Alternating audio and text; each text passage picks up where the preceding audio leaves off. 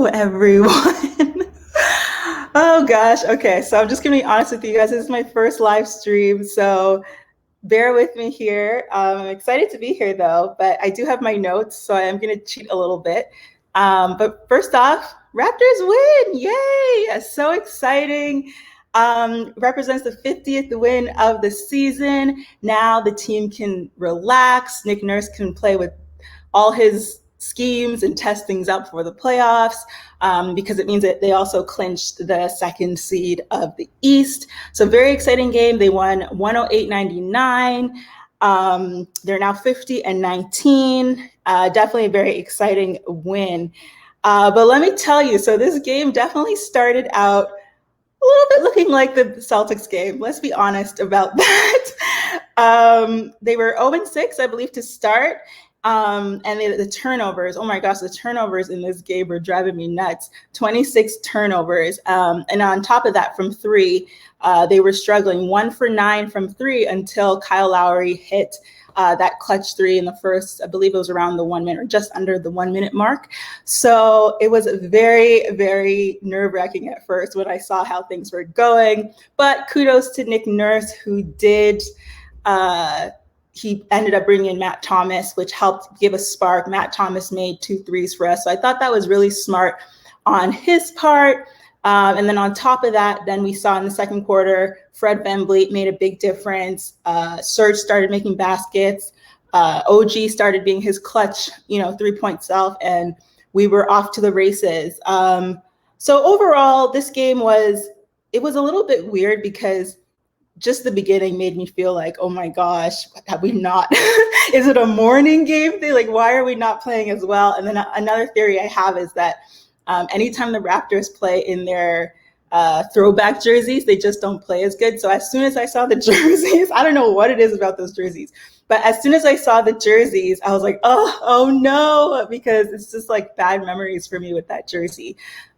So I don't know. On the Raptors Queens, we have a couple of good luck charms, good luck charms and superstitions that we tend to go by. So this probably sounds silly to some of you, but they turned the game around. Second half, things were pretty good up until the fourth quarter, when they started letting loose a little bit. I believe they had 7 turnovers in the fourth with 5 minutes still to go. So it was getting a bit sloppy there. One good thing though is that JV was held scoreless until the fourth, and I believe his only points were at the free throw line. So that was good. What else was there? Kyle was pretty clutch as well. He had a clutch 2-pointer at the end of the third. Overall, they still kept the energy up, which I was really excited about. But then the fourth, it got scary again. As I mentioned, they got a bit loose. The Grizzlies went on a 19-4 run and got within 3 points. But then Pascal, oh my gosh. Let me tell you about Pascal. So I was definitely getting worried about him because in this, so far in the bubble, he hasn't been playing well. He has not been the star that we need him to be. He, I believe, was averaging 15.4 points in the past bubble games up until this point. So I was looking for him to have that sort of breakthrough game where he scores like 30 points or where he is that all-star that we're expecting him to be. So I was very relieved to see him have a really good game today, 26 points. He had 2 clutch threes. And you guys know that I've been down on Pascal a little bit. If you listen to our podcast anyway, I've been down on Pascal a little bit about being clutch. And I rather depend on Kyle Lowry to be clutch in the end for us. But he had 2 clutch threes, one around the 3-minute mark, one around the 2-minute mark.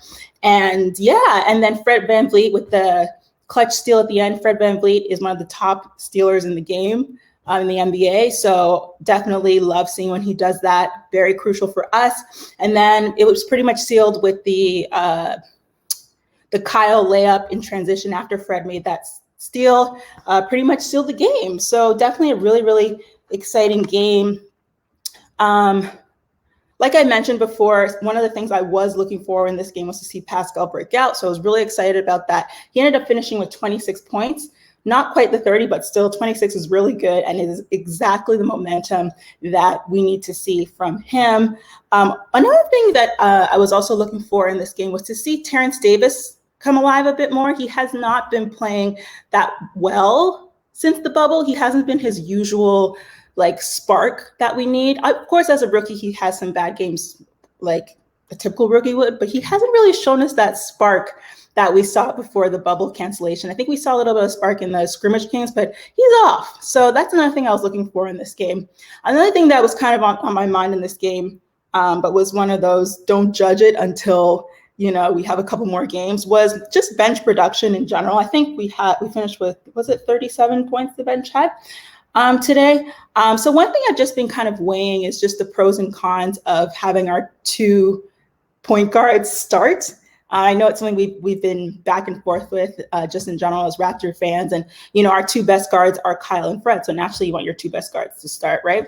But then there is that pros and cons of like the bench needing a facilitator. And yeah, there's overlap obviously with Fred and the bench, et cetera. But, that's probably why Nick Nurse was trying to get Terrence Davis to do more of the playmaking. And I don't think that's really worked out that well. So I was kind of just questioning it, just a little small thought, nothing too big, but I was like, this is one of the pros and cons of both Kyle and Fred starting.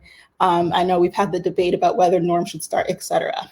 But overall, it was a really good game. Happy to see them clinch now that they can relax a bit. Just looking at the box score here, if anything else stands out to me, Marc Gasol was plus 14, so very efficient for us, 3 for 4 from the field. OG Anunoby wasn't too great from the field, but he did have some clutch threes for us, so that was exciting as well. Kyle Lowry, not the best, 4 for 12, but he's very important in other things. He was almost perfect from the free throw line. Norm was perfect from the free throw line, 7 for 7, 4 for 8. So he had a good game. 16 points was closer to the norm that we've been expecting. And I know in last week's podcast episode, we talked about whether he reverted to the old norm, but we're seeing signs of the new norm again. So very exciting.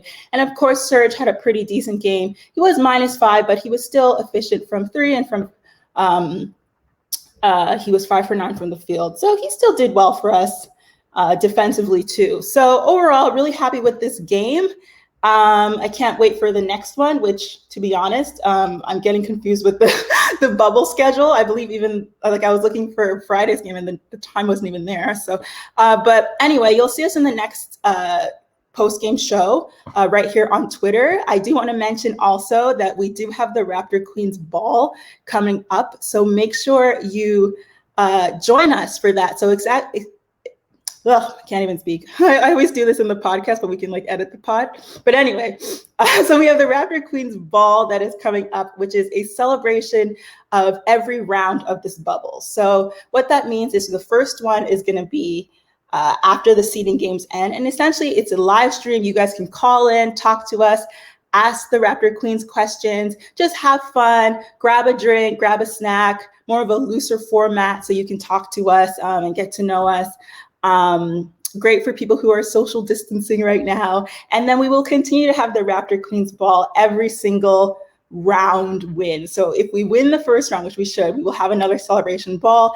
And if we win the next round, we'll have another one. So essentially, it is just a big fun party to celebrate, and it'll be taking place on YouTube. So join us there. Of course, we'll be promoting it a lot as it gets closer. But other than that, thank you guys so much. Make sure you continue to follow the podcast as well. The ladies will be recording another episode today, which will go live this week, probably on Tuesday.